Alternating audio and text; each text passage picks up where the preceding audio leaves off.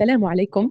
أنا أريد أن أحكي قصتي من يوم لزومي للاستغفار والانتكاسات الابتعاد عن الاستغفار، ثم الرجوع، الابتعاد ثم الرجوع.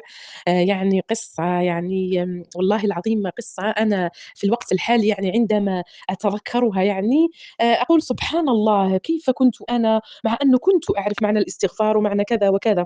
أنا قصتي بدأت يعني أقول لكم منذ سنة 2022 هكذا يعني 2022 2022 كنت مع الاستغفار بعدد قليل يعني، مدة يعني زمنية، وربي أعطاني يعني أقول ما أريد، يعني كان عندي امتحان بالاستغفار يعني بفضل الله، والاستغفار يعني الامتحان وكأنه يعني منام نقول كده يعني كأنه زي المنام فات علي الامتحان ونجحت في الامتحان، يعني كان كانت نتيجة جيدة جدًا يعني في الامتحان، وكان سخّر في فترة الاستغفار يعني في 2022 يعني مع أنه كانت مدة الاستغفار والّا العداد الاستغفار اللي كنت أستعمله كثيرًا كان لا يرتفع أكثر من 5000 استغفار في اليوم، لكن قبل النوم يعني قبل أن أنام المهم أني أرى 5000 استغفار يعني، والحمد لله سخّر لي ربي وسخّر لي، رأيت المطر، رأيت قبول من عند الناس يعني، رأيت حُب الناس ليّ يعني، اللي كان يكرهني أنا أنظر إليه أنه بنسبة الكره يعني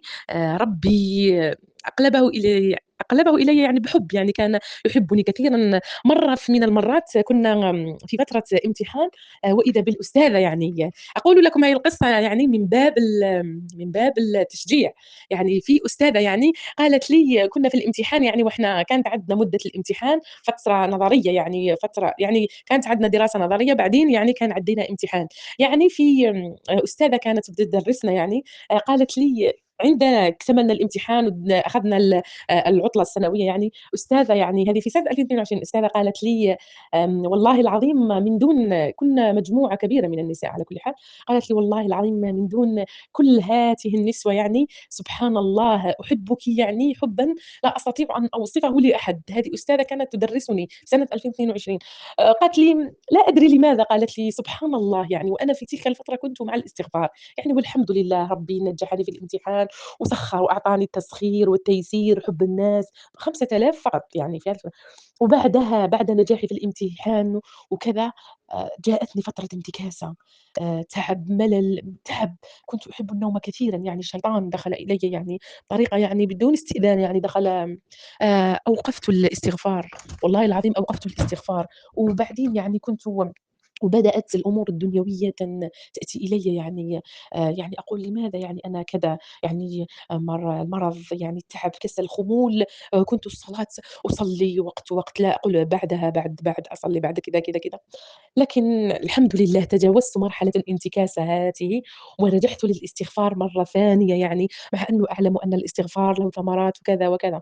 يعني في سنة 2023 رجب 2023 وشعبان الاستغفار رأيت فيديو يعني يتحدث عن الاستغفار 30,000 استغفار، قلت والله العظيم الاستغفار يسموني استغفار، فبدأت في العداد، قبل النوم كنت أستغفر 30,000 لا أفهم شيئًا، أنا عندي عداد مسبحة إلكترونية أجد فيها قبل أن أنام 30,000 استغفار، في العمل كنت أذهب في العمل، في المواصلات، لا أفهم، يعني أفهم أني آتي ب30,000 استغفار لرضا الله، كانت نيتي رضا الله وكانت نيتي دنيوية كذلك، رضا الله أولًا والنية الدنيوية يعني التيسير والتوفيق وكذا، ولكن الحمد لله ربي في تلك الفترة شعبان ورجب وشعبان يعني والله العظيم أعطاني خيرًا كثيرًا لا أستطيع أن أصف لكم، راحة نفسية، حُب، قبول، يعني مطر، أعطاني كل ما أريده في تلك الفترة، دلّني على أشخاص يعني لا أدري يعني مش عارفة كنت منامات مبشرة، وفجأةً يوم رمضان أول والّا قبل رمضان بيوم واحد أتتني انتكاسة لا يعلمها إلا الله،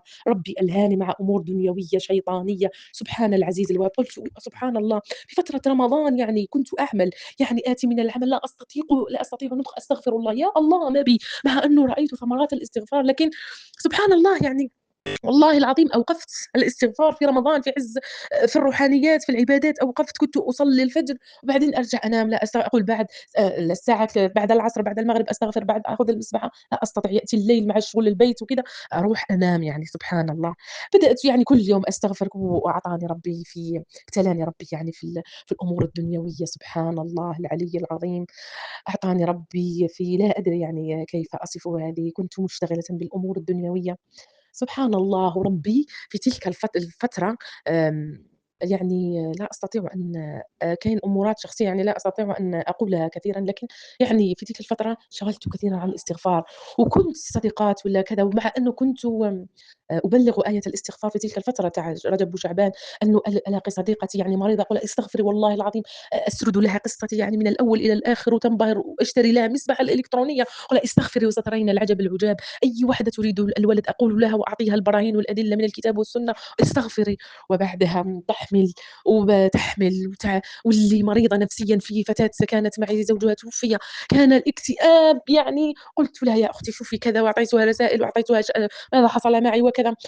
يعني الحمد لله، لكن في تلك الفترة تاع رمضان لا أستطيع أن أشُدّ يعني المسبحة وأبدأ أقرأ المسبحة وأبدأ أستغفر، لا أستطيع يعني أصلّي الفرض بصعوبة يعني مع التعب والعمل، يعني الأمور الدنيوية شغلتني كثيرًا، وبعدها يعني ألاقي صديقتي تقول لي أني أنا أستغفر وماذا مع أنه رأيت الاستغفار يعني كنت أنا كشخصي كنت في دوّامة لا أعلمها، يعني أنا أعلم أن الاستغفار باب من أبواب الفتح والتيسير في الدنيا والآخرة، ولكني لا أستطيع أن أستغفر، لماذا؟ يعني الشيطان كان مقيدًا لي يعني والعياذ بالله، لكن الحمد لله في تلك الفترة يعني كانت أمور يعني لا أدري كيف، شياطين إنس وجِن كانوا يترصدونني من جميع النواحي، شياطين إنسية وجنية، يعني لا أستطيع في العمل في الطريق، يعني لا حول ولا قوة إلا بالله العلي العظيم.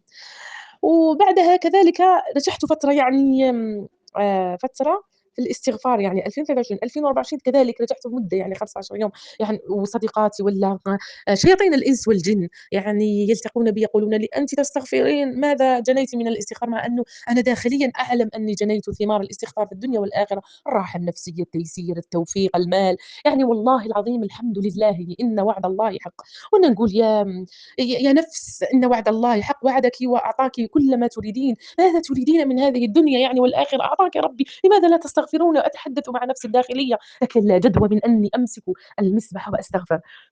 لكن في سنة وحصلت معي مشاكل يعني في تلك الفترة يعني، فترة ما بين 2023 2024 حتى بداية 2025 مشاكل لا يعلمها إلا الله، شوف تسلط علي شياطين الإنس والجن من سحرة والعياذ بالله من كذا وكذا، كنت إنسانة أخرى يعني إنسانة لا أصلي في الوقت يعني لا كنت لا أصلي، أصلي اليوم وغدًا لا أصلي يعني، لكن تحديت نفسي، كنت يعني في تلك الفترة كنت أتصفح مواقع التواصل الاجتماعي يعني محمد حجازي يعني ربي يجازيه كل الخير الجزاء يعني ربي اللي عالم يعني، أتصفح في أحد الكومنتات تعاليق وجدت امرأة يعني والله العظيم كان العيد كان اليوم والله لا أدري المهم وجدت امرأة قالت لي تتكلم عن سورة البقرة قالت لي: "إذا تريدين كذا وكذا" يعني ربي حكت لي قصتها يعني قصة من الأول للآخر، قالت لي: "اقرأي سورة البقرة 4، 5 مرات في اليوم." أنا قرأتها والله العظيم قبل 2025 يعني في فترة ديسمبر 2024 قرأتها 4، 5 مرات لمدة 15 يوم والله العلي العظيم،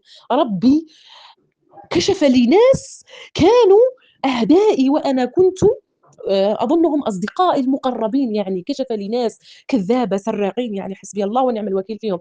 ناس يعني لا حول ولا قوة، ناس لا يخافون الله أبدًا، ناس شيطان في صورة إنسان، ناس شيطانية في صورة إنسان يعني، حسبي الله ونعم الوكيل فيهم، كشفتها لي سبحان الله كانوا يأتونني النساء يقولون لي: "فلانة كذا وكذا وعاملة كذا سبحان الله كشفوا في تلك الفترة، بعدها قلت: "أنتِ ماذا تفعلين؟ أنتِ عندِك الاستغفار وكنتِ جميلة وكنتِ كذا وكنتِ حلوة وكنتِ تجيبوكِ يعني بركة ومال وخير وكذا، كنتِ راحة نفسيًا." في يوم جانفي 24 جانفي 2025 غيّرت كل شيء في حياتي، حتى مواقع التواصل الاجتماعي غيّرتها، يعني 24 جانفي 2025 غيّرت كل شيء ولجأت إلى الاستغفار، يعني وجاء بعدها رمضان وكانت رؤى مبشرة وكانت أحلام ما شاء الله عليها وكان تيسير وتوفيق، حُب الناس، قبول، يعني كان سبحان والله العظيم أجد ناسًا في الطريق يقولون لي: "يا ما شاء الله عليك." مع أنهم لا أعرفهم أبدًا ولا عمري رأيتهم يعني. سبحان الله ربي سخّر لي كل شيء يعني توفقت في العمل، أتاني أنا أمور الدنيوية والأخروية مع بعضها، حياة نفسية، راحة نفسية، يعني خير، مال، تيسير، حب الناس، توفيق، مباركة في عملي يعني، بلّغت آية الاستغفار يعني في أي مكان، مثلًا في عملي أذهب من أجل يعني في العمل يعني أبلغهم آية الاستغفار، يعني أجدهم في الطريق ولا يقولون لي: "لقد تركتِ أثرًا جميلًا يا أختي." يعني بالاستغفار يعني سبحان الله في أي مكان أذهب أترك ثمرة الاستغفار، أحكي لهم عن قصتي، أنا قصتي فيها كثيرًا، في بنات والّا أولاد يقولون لك: "أنا أستغفر." لا استغفر، لا تستغفر بحضور القلب يا أخي، اليوم، بكرة، بعد بكرة تستغفر بحضور القلب، استغفر بصيغة أستغفر الله، صيغة أبسط صيغة أكثر منها، لا يعني ما تقولش لا تقل يعني أنه ربي لا قال كذا ولا قال كذا، إحنا نتعامل بالآية والذاكرين الله كثيرًا والذاكرات، أنا ما نحاولش نفهم، أنا أريد أن أجد في صحيفة يوم القيامة ذكرًا كثيرًا بالاستغفار، الاستغفار يعني يا جماعة والله العظيم يغيّر جذريًا حياتك من الحزن إلى فرح، من الظلمات إلى النور، يغيّركم يعني يضمن لكم الجنة، يضمن لكم الفردوس الأعلى يعني، لماذا لا يكون عندنا حسن ظن أنه الفردوس الأعلى، لماذا أنا أكون أقرب منزلة إلى النبي عليه الصلاة والسلام بالاستغفار، الاستغفار له جنود عظيمة لا يعلمها إلا الله. مثلًا في بنات يعني تستغفر وتتوقف وتصلي وتتوقف، يعني واصلي، توقفي، صلي صلاة ركعتين صلاة توبة واستغفري، وأكملي توبتك، استغفري اليوم أخطأتِ، صلي ركعتين توبة واستغفري، وارجعي ما صليتيش اليوم الفجر ستصلي غدًا بالاستغفار، فترة أسبوع، أسبوعين، شهر، شهرين، عامين، 3 أعوام، لا أدري عن الاستغفار، الاستغفار والله العظيم باب من أبواب الجنة، الاستغفار الفتح المبين، التيسير، التوفيق، أي حاجة تتمنينها تتيسر بإذن الله. الاستغفار يعني لا أستطيع، أنا بالاستغفار أنا كنت أتابع قناة محمد حجازي، وبعدها التقيت بقناة محمد بريمات، الأخ الكريم هدايا، التقيت به فكنت أستغفر 30 يعني 25، 30 لكن والله العظيم أسلوبه في شرح رسالة في رسالته وصلت للاستغفار إلى غاية 80، 70، 60 ألف الحمد لله بفضل الله وبفضل تحفيزات الفيديوهات تاوعه يعني والحمد لله.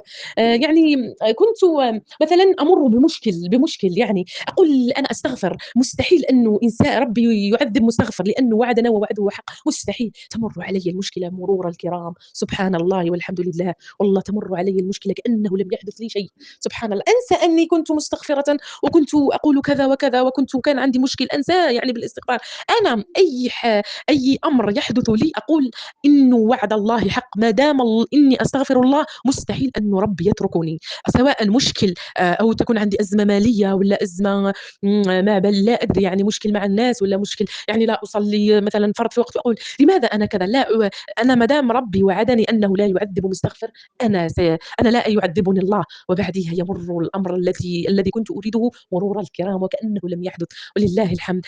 أنا كرسالة كأخت مرت بمراحل يعني مراحل أنا لست أنا في فترة الاستغفار يعني كنت أي مشكل يحدث لي بسبب يعني قرين والّا لا أدري والّا مشاكل شيطانية أقول مستحيل أنه أنا أستغفر وربي يعذبني وأقرأ آية الاستغفار تاع وأقرأ آية الاستغفار والله العظيم أمُر مرور الكرام، أي حاجة، أي شيء أريده يعني أقول مستحيل أنه العزيز الوهّاب مستحيل أنه يتركني، من المستحيلات الصعب، وتيسّرت أموري وسبحان الله والحمد لله ولا إله إلا الله، بفضل الله وفضل الاستغفار تيسّرت أموري في زيارة بيت الله، كيف زُرتها ومن أين أتيت بالمال ومن أين لا أدري يعني سبحان الله ربي سخّر لملائكة السماء وجنود الأرض يعني في بيت الله الحرام وسخّر لربي عباده يعني لا أستطيع أن أقول لكم يعني كثيرًا، أنا ذهبت إلى بيت الله بدون مال وبدون أي شيء، فقط بالاستغفار يعني، أكيد كان نداء رباني ناداني العزيز الوهّاب، وثانيًا يعني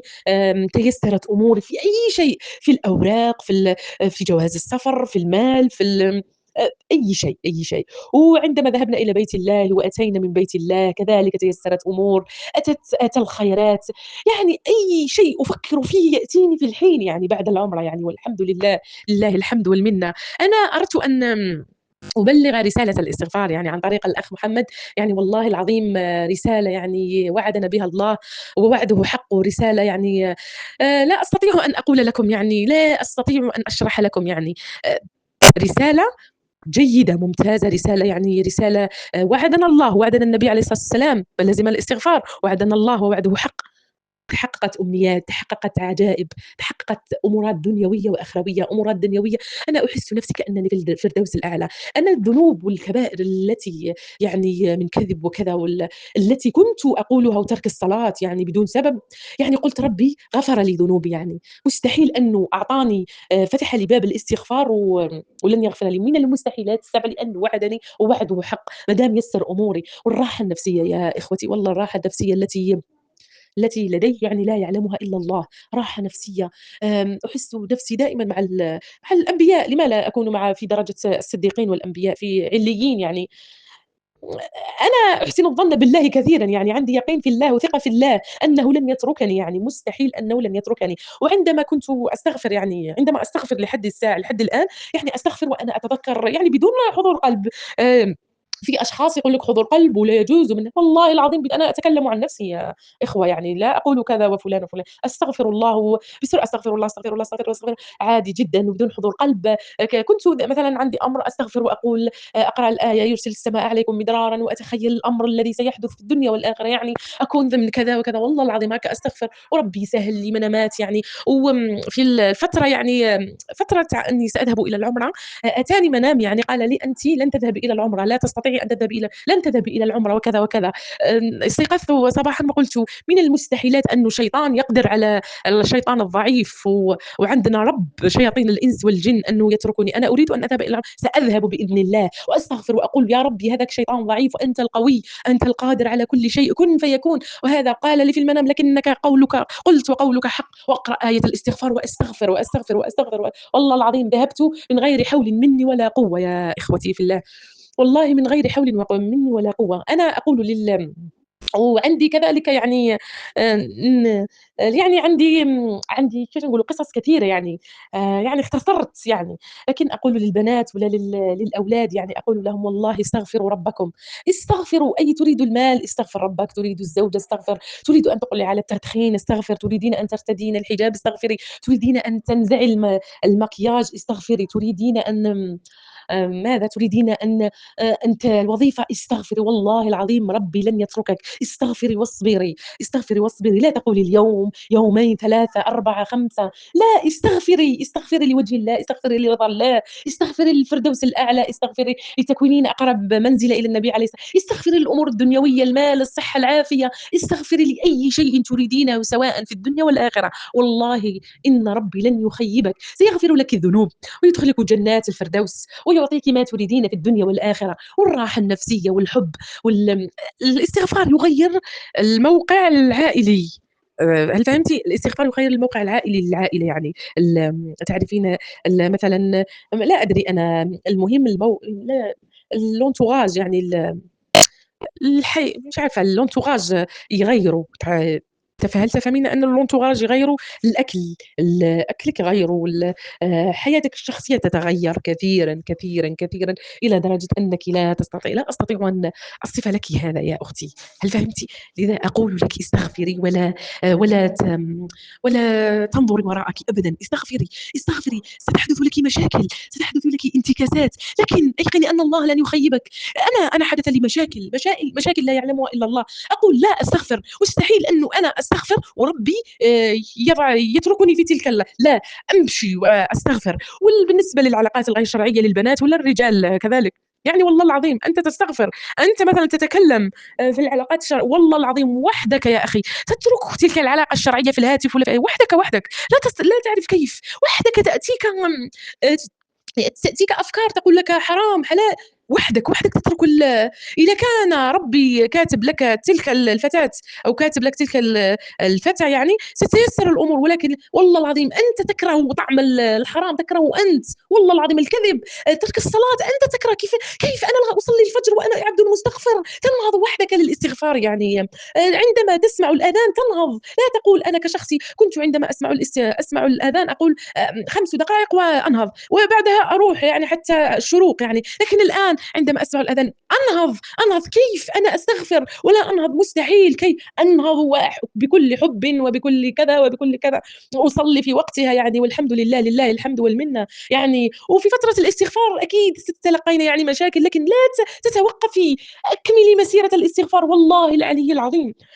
كما كنا في أحد الجروبات وجدت شخصًا يتكلم الأخ خالد يعني عنده والله في فترة 2022، 2023 كان في أخ اسمه الأخ خالد يعني كاتب خالد، خالد يعني كثير من الإخوة يعرفونه، يعني كان مسمي صفحته جامعة الاستغفار، قال: "لو كان بيدي لأصنع موديول يعني موديول في الجامعة يعني يقرأوا غير على الاستغفار فقط." تخصُّص غير على الاستغفار الاستغفار وثمرات الاستغفار فقط، فقط، لا أتكلم عن أشياء أخرى يعني غير الاستغفار يعني، أن الاستغفار هو تنقية النفس، تنقيتها يعني من كل الشوائب يعني سبحان الله، يعني أنا أوصي نفسي وإياكم يعني الاستغفار، ثم الاستغفار، ثم الاستغفار، ثم بالإستغفار ترى الحياة الطيبة المنعشة، ترى سبحان الله العلي الوهاب يعني بالاستغفار ترى الحياة الجديدة للنفس، للروح، للعائلة، ترى الحياة الجديدة سبحان الله العائلة، الأب والأم يتغيرون، الأولاد، الزوج، الأهل، الإخوة، الجيران يتغيرون بالاستغفار، تقول سبحان الله ماذا أحدث؟ بالاستغفار تكون عندك قوة شخصية، بالاستغفار لا تخاف غير الله، شيطان أنا كشخص كنت أخاف الجن والعياذ بالله، كنت لا أعرف يعني سحر ولا لكن الآن أنا أواجه العالم بأيٍ كان يعني والله العظيم أنا أقول في نفسي ما دامني أستغفر ربي لا يعذبني، يعني مثلًا عندما كنت أرى مريض عقليًا في الطريق أخاف وأهرب وأجري الآن أعطيه ابتسامة وأفوت عليه بصدره، والله العظيم يعطيني ابتسامة وكذلك وكل واحد يذهب في طريقه. أنا والله أتكلم عن الاستغفار، استغفروا يا جماعة الخير، استغفروا وما ت لا تت لا تسمعوا للذين يحدثون الفتنة على الاستغفار يعني والذاكرين الله تذكرون 30,000 و100,000 وما هذا وديننا دين يسر. نحن ندري أن ديننا يسر ماهوش دين عسر، لكن أنا أريد أن أكون من الذاكرين الله كثيرًا. لا أحد يتدخل في شؤوني يعني، بالاستغفار تتيسر لك الأمور كلها يعني، بالاستغفار يعطيك الله ما تريد في الدنيا والآخرة، بالاستغفار يعني لا أستطيع، أنا والله العظيم أتمنى أن لو كل مرة أسرد يعني قصة من قصصي يعني، ولله الحمد والمنة يعني.